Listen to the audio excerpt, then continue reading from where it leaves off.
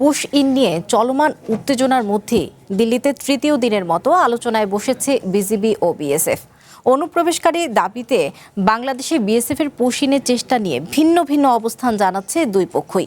গণমাধ্যমগুলোর খবরে বলা হয়, ঢাকার পক্ষ থেকে নথিবিহীন সব মানুষ ঠেলে দেয়াকে অবৈধ জানিয়ে কঠোর অবস্থান নেয় বিজিবি। তবে আইন মেনেই অবৈধ বাংলাদেশিদের প্রত্যাবাসন করা হচ্ছে বলে দাবি নয়াদিল্লির। দুই বাহিনীর মহাপরিচালক পর্যায়ের দ্বিতীয় দিনের বৈঠকে সীমান্তে হত্যা, অবৈধ অনুপ্রবেশ সহ বিভিন্ন বিষয়ে দুই পক্ষই নিজেদের অবস্থান তুলে ধরে। বৃহস্পতিবার যৌথ বিবৃতির মাধ্যমে সম্মেলন সমাপ্তির কথা রয়েছে। এদিকে এই সপ্তাহেই পশ্চিমবঙ্গ সফরে আসছেন কেন্দ্রীয় স্বরাষ্ট্রমন্ত্রী অমিত শাহ।